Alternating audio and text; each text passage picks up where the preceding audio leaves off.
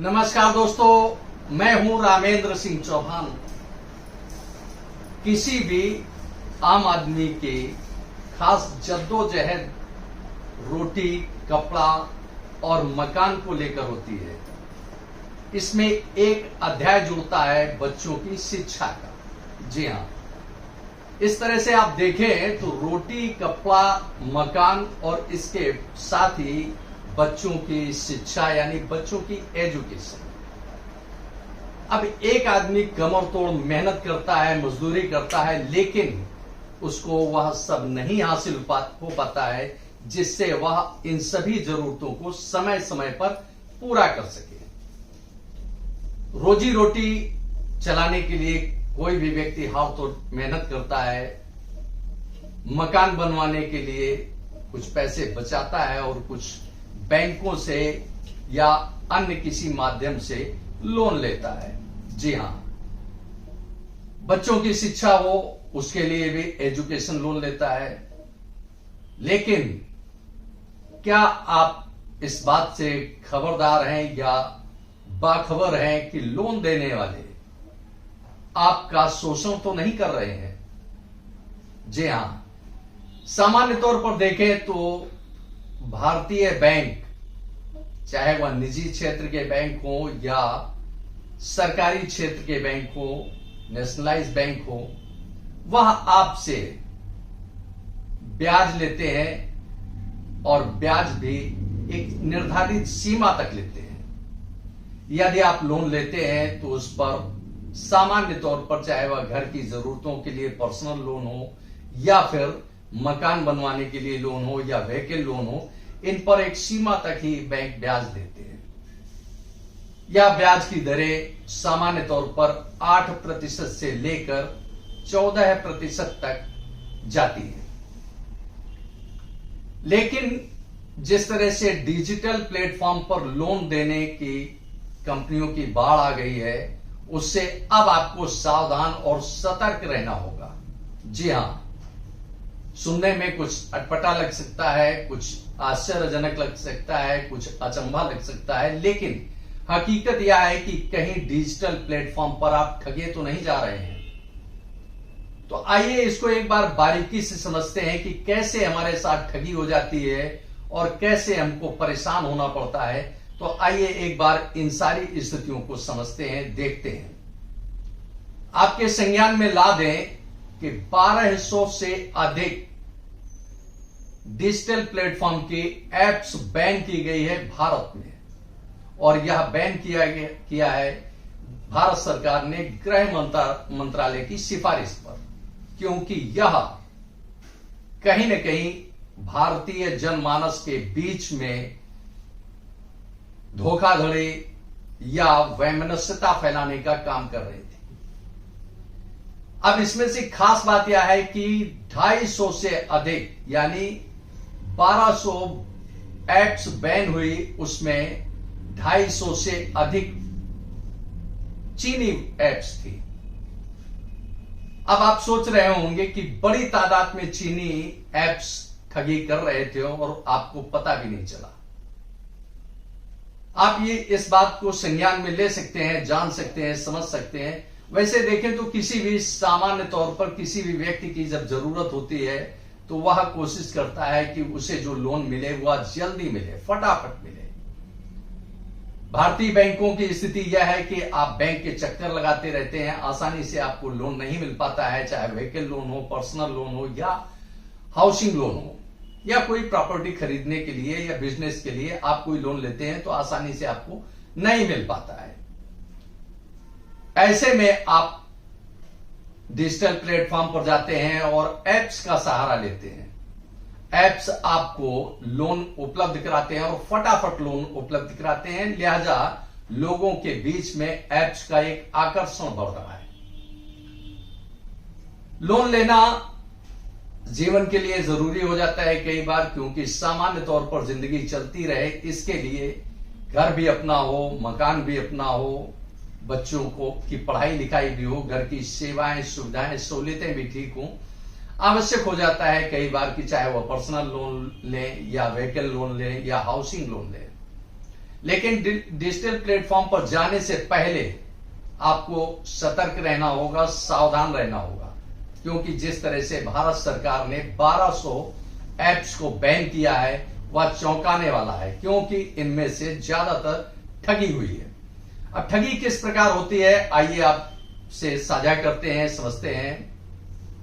अभी हाल में जनपथ-टाइम्स.com में आर्थिक मामलों के जानकार, विशेषज्ञ, वरिष्ठ पत्रकार प्रणतेश वाजपेयी ने अपनी एक रिपोर्ट प्रकाशित की है। इस रिपोर्ट को आप पढ़ सकते हैं जनपथ टाइम्स में। इसमें जैसा कि सामने आया है कि जब आप ऐप कोई डाउनलोड करते हैं और लोन लेने के लिए प्रोसेस करते हैं तो आपके सामने कुछ फॉर्मेलिटी आ जाती है। आधार कार्ड, पैन कार्ड, बैंक की डिटेल, आपके घर का पता यानी आवास का पता, ये कुछ मामूली सी डिटेल ली जाती है जो आपकी महत्वपूर्ण डिटेल होती है, और यह मामूली तरह से ले ली जाती है कि आपको लगता है कि इस डिटेल को देने में कोई हर्ज नहीं है, लेकिन आप इसी के साथ एक चक्रव्यूह में फंस जाते हैं। आधार कार्ड का वो दुरुपयोग कर सकते हैं, पैन कार्ड का भी दुरुपयोग कर सकते हैं, और घर का पता उनके पास जाने पर आपके साथ वह कुछ भी मिसबिहेव करने की स्थिति में आ सकते हैं। अब आप ऐसे ऐप्स में फटाफट लोन के लिए अप्लाई करते हैं और अप्लाई करते ही कुछ ही समय में आपका लोन सैंक्शन हो जाता है। जब लोन का अमाउंट आपके अकाउंट में आता है तो आप चौंक जाते हैं, क्योंकि यह ऐप्स प्रोसेसिंग फीस के नाम पर एक बड़ा अमाउंट आपके लोन से काट लेते हैं।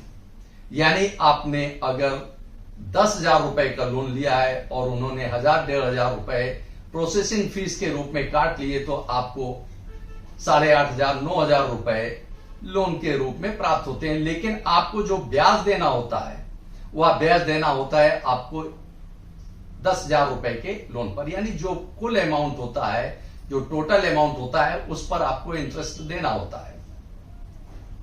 अब जब आप ब्याज चुकाने की स्थिति में आते हैं तो एक बार फिर आप चौंक जाते हैं, क्योंकि यह ब्याज दरें ब्रिटिश काल के सूदखोरों से भी कहीं अधिक है। यानी सीधे सीधे दूसरे शब्दों में कहें तो यह लुटेरे हैं, क्योंकि ब्याज दर जो नेशनलाइज बैंक होते हैं उनकी मैक्सिमम जो दर होती है वो 14% होती है। लेकिन आप चौंक जाते हैं तब जब आपके सामने ब्याज दर आती है 120 से 50% की दर। इतना ही नहीं, कई बार यह ब्याज दर 180% तक पहुंच जाती है। आपके लिए लोन चुकाना और ब्याज चुकाना दोनों लिए एक मुसीबत बन जाता है। ऐसे में आपके सामने कई ओहापोह की स्थिति बन जाती है। आप उस लोन से छुटकारा पाना चाहते हैं, लेकिन आसानी से आप लोन से छुटकारा नहीं पा पाते हैं। और जब आप ब्याज नहीं चुकाते हैं, लोन नहीं चुकाते हैं, तो चीनी ऐप्स हो या जो और ऐप्स हैं, इनके दबंग आप पर दबाव बनाते हैं, धमकियां देते हैं, गुंडागर्दी जैसी स्थिति आ जाती है। खासतौर से इस तरह के मामले जो अभी तक सामने आए हैं, जैसी रिपोर्ट में सामने आ रहा है कि यह मामले उड़ीसा, कर्नाटका, तेलंगाना, उन इलाकों में, खासतौर से दक्षिण भारत में यह मामले सामने आ रहे हैं। और अब तक 720 से अधिक शिकायतें इस मामले की साइबर क्राइम में व अन्य स्टेशन पर दर्ज कराई जा चुकी हैं। ईडी इन कंपनियों की जांच भी की ईडी ने, और 240 करोड़ से अधिक की संपत्तियां उसने जब्त की, क्योंकि यह कंपनियां जो काम कर रही थी वह उनका तौर तरीका, उनका गलत कार्य था। इतना ही नहीं, यह सफेद काला धन भी कर रही थी, यानी व्हाइट एंड ब्लैक का भी यह खेल कर रही थी, यानी हवाला का भी कारोबार कर रही थी, यानी ब्लैक मनी, मनी लॉन्ड्रिंग का भी काम इनका सामने आया, जिस पर सरकार ने कार्रवाई की है। यह कार्रवाई आप पढ़ सकते हैं, देख सकते हैं और इसको महसूस कर सकते हैं। इस तरह से आप देखें कि कैसे आपके साथ ठगी हो जाती है। अब विशेषज्ञों की माने तो इस ऐप्स के जरिए जो लोन दिया जाता है वह सालाना करीब 65 से 70 हजार करोड़ रुपए लोन दिया जाता है। आशा यह है कि आप ठगी से, किसी भी प्रकार की ठगी हो आपके साथ, इससे आपको बचना चाहिए, सतर्क रहना चाहिए, सावधान रहना चाहिए। जब आप कोई लोन अप्लाई करते हैं तो सावधानी पूर्वक यह आपके लिए आवश्यक हो जाता है देखना कि वह रिजर्व बैंक ऑफ इंडिया की गाइडलाइंस को पूरा कर रहे हैं या नहीं कर रहे हैं। वह ऐप कितना भरोसेमंद है, क्योंकि डिजिटल प्लेटफॉर्म पर एप्स की बाढ़ आ जाती है। अचानक एप्स आते हैं जो आपके साथ ठगी करते हैं, अचानक एप्स आ जाते हैं। उनमें से कुछ एप्स ऐसे भी होते हैं जो वाकई डिजिटल प्लेटफॉर्म पर सही काम कर रहे हैं, लेकिन आपके लिए समझना बड़ा मुश्किल हो जाता है कि सही ऐप कौन है और गलत ऐप कौन है। इसलिए जरूरी है कि आप सही ढंग से जांच पड़ताल करने के बाद ही लोन लें, और जो शासकीय तौर पर या आरबीआई की गाइडलाइंस के मुताबिक जो एप्स काम कर रहे हैं उन पर आप जाएं और उनसे लोन लें। इससे आपका डिजिटल प्लेटफॉर्म पर ठगे जाने से बच जाएंगे और आप अपने पैसे को बर्बाद होने से रोक लेंगे।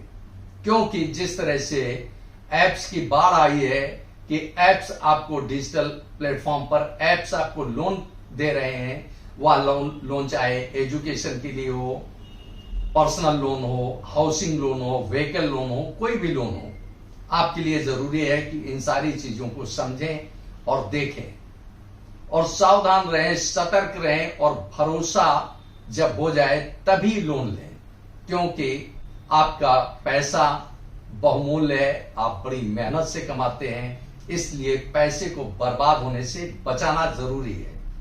आप हर तरह से जब संतुष्ट हो जाएं, खास तौर से देखें कि जो जिस ऐप से आप लोन लेने जा रहे हैं वह कितना भरोसेमंद है। आपने इस वीडियो को देखा, आपको यह वीडियो कैसा लगा कमेंट बॉक्स में हमें अवश्य बताएं। यदि आपको हमारा यह वीडियो पसंद आया हो तो प्लीज इसे शेयर करें। यदि आप हमारे चैनल पर नए हैं तो हमारे चैनल को सब्सक्राइब करें, जिससे हमारे आने वाले वीडियो, आने वाले नोटिफिकेशन आपको मिल सके। दोस्तों, वीडियो को लाइक करना ना भूलें। आप लाइक करते हैं तो हमारा प्रोत्साहन होता है, हमारा मोटिवेशन होता है। आपने वीडियो को देखा, आपका बहुत बहुत धन्यवाद। Thank you. जय हिंद, जय भारत।